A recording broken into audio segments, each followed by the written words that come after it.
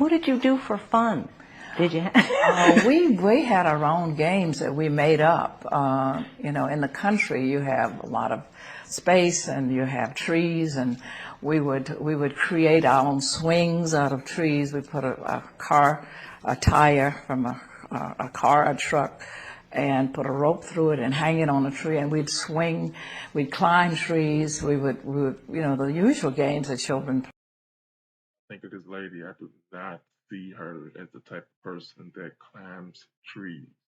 Little Sally Walker, go hide and go seek, and all those kinds of things. We had fun when we were, you know, when we were playing outdoors and at home.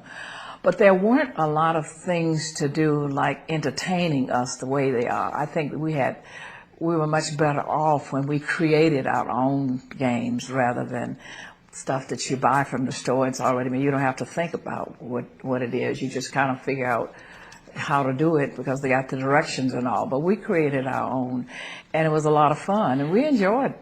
How would you describe yourself as a young person, as a child? I mean, were you mischievous? Were you? I was a tomboy, they say. You know how they, because I could climb trees, I could wrestle with boys, and I did. I had a cousin that I used to play with, and we would play, you know, like wrestling. We would play with each other, and I would always, you know, I could.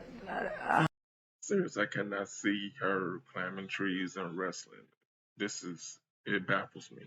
I was stronger than he was. I was very strong, and one day, of course, we were playing, and I had an axe, and he said, "You're not going to cut me with that axe." And I said, "Yes, I will. Don't you come near me." And I had the axe, and I accidentally cut him in the head with the axe.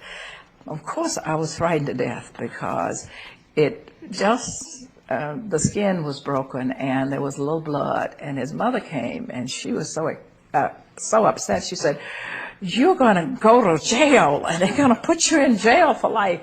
And it frightened me to death. But, you know, we weren't intending. I mean, I wasn't intending to do it. It was just an accident. But it was things like that. But I was tough, and I also didn't, if another child angered me, you know, I would fight real hard. And I used to fight my sister and my brother when they did anything that I didn't like. So they used to call me mean. She was always a fighter. And I thought, my goodness, I don't want to be mean. But for a long time, I thought that, you know, I was going to be, you know, and of course they would say, you know, you go into the devil, you know, that's what's going to happen to you because you're so mean. And then you're not going to have any friends. Nobody's going to like you. So I started thinking about all of that. And finally, you know, as I started to become a teenager, I began to become much more ladylike. And I stopped fighting. And by the time I went away to college, you know, I was quite the young lady, you know. And you know, it's like we tease about the fact that when I was growing up, and my siblings especially, how I used to fight them. But then, you know, I would be the one who would become involved with the nonviolent movement.